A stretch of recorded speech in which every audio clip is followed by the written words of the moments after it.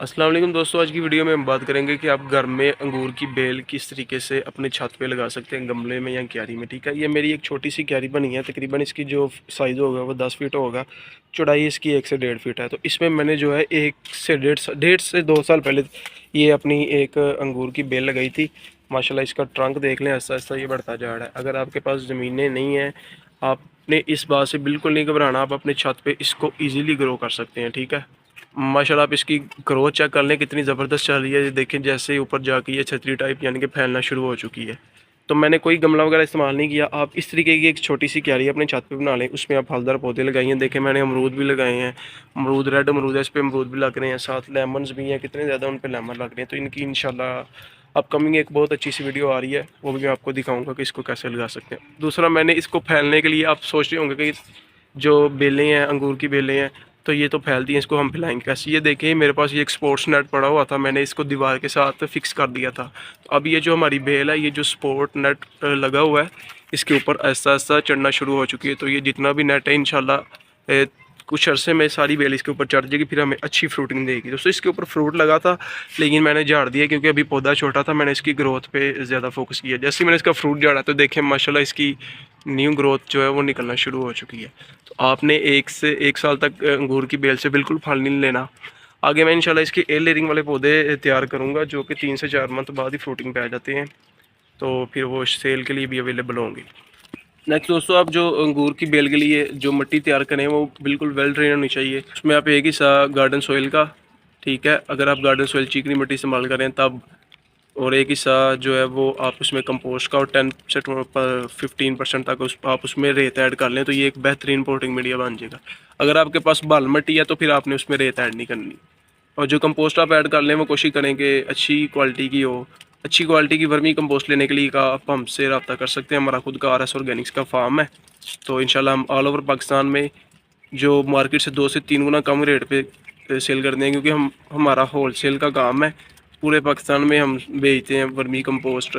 Kitchen gardening वाले जितनी भी शॉप्स हैं वो भी हमारे शहर में, गुजरांवाला में, वो भी हमसे ख़रीदते हैं। जैसे ही आपकी अंगूर की बेल दोस्तों 2 से 3 फीट की हो जाए तो आपने इसको आगे से कट कर देना। जैसे आप इसको कट करेंगे, ये देखें, इसका यहाँ से ट्रंक आप देख सकते हैं कि जैसे ये इस साइज़ का हुआ था 2 से 3 फीट का, मैंने इसको यहाँ से कट किया था ऊपर से। इसकी जो है ना, जब मैंने इसको कट किया तो फिर इसने देखें आगे से कितनी ज़्यादा ब्रांचेज वहाँ से निकालनी थी। इसकी ग्रोथ यानी कि डबल से भी ट्रिपल शुरू हो चुकी थी। फिर ऊपर जाके इसने बहुत ज़्यादा अच्छी ग्रोथ अपनी स्टार्ट कर ली थी। ये ब्लैक ग्रेप्स की बेल है, जो कि बड़े साइज़ की, जिसपे अंगूर लगते हैं। आप अगर सोच रहे हैं कि ये जो फलदार पौधे या जो फ्रूट वाले जितने भी बेलें वगैरह हैं ये हम ज़मीन में ही उगा सकते हैं, तो आप बिल्कुल गलत सोच रहे हैं। आप इसको अपने छतों पे इजीली, गमलों में, किसी भी बड़े गमले में या इस तरह के किसी भी ड्रम में आप इसको लगा के इजीली ग्रो कर सकते हैं। बात बस ये है कि आपने इसकी केयर जो है वो प्रॉपर करनी है। गर्मियों में इसको हीट से बचाना है पौधे पे। या तो आप इसको सायादार जगह में कर दें, अगर गमले में लगाया, अगर क्यारी में लगाया तो आप इस पर ग्रीन नेट का या ब्लैक नेट का शेड कर दें, क्योंकि शदीद गर्मी इसको बहुत मुतासिर करती है। और आपने इसकी जो पोटिंग मिट्टी है वो लाजमी बनानी है। बिल्कुल चिकनी मिट्टी में अपने पौधे को बिल्कुल नहीं लगाना। अगर आप चिकनी मिट्टी में लगा देंगे तो वो सख्त होती है, पौधे की जड़ों को बढ़ने नहीं देती, आस्ता आस्ता उसमें रूट रॉट बहुत होता है। तो वाटरिंग का बहुत मसला उसको आ रहा होता है। जब हम उसको पानी देते हैं तो ऊपर से मिट्टी गीली रहती है, नीचे से खुश्क हो जाती है, पौधा आस्ता आस्ता मरना शुरू होता है, और फिर ऊपर तक वो सारे का सारा जो है वो मर जाता है।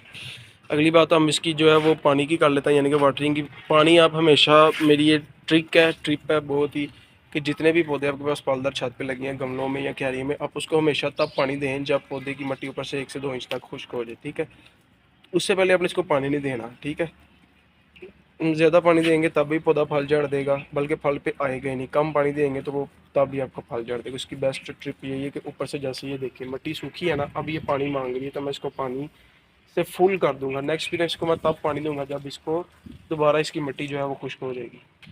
दोस्तों, आप अंगूर की कोई सी भी वैरायटी अपनी छत पे लगा सकते हैं, अपने इलाके के हिसाब से। आपके इलाके में कौन सी वैरायटी सबसे बेस्ट है, ठीक है, आप अपनी नर्सरी वाले से मशवरा करके वो वैरायटी खरीद सकते हैं। लेकिन मेरे पास ये ब्लैक ग्रेप्स की लगी है। पाकिस्तान में, पंजाब में या इंडिया में आप जो है वो ब्लैक ग्रेप्स लगा लें, जो काले कलर का अंगूर होता है, या जो सुंदरखानी होती है वैरायटी अंगूर की, जो लंबे साइज़ का अंगूर होता है, वो ईज़िली चल जाते हैं। आप इसको चाहे गमले में भी लगा लें। ठीक है, वो बात फिर मैं कर रहा हूँ कि खुराक की, आप अपने पौधे को खुराक लाजमी दें। वर्मी कंपोस्ट मैंने आपको पहले भी बताया था, बाहर में जब पौधा फ्लावरिंग पे आता है उससे पहले 1 महीना पहले आपने इसको खुराक देनी है। वर्मी कंपोस्ट ऐड करने साथ उसके साथ आप कुछ 1 से 2 table tea spoon NPK, granulate NPK या फोलियर NPK का स्प्रे कर दें इस पर।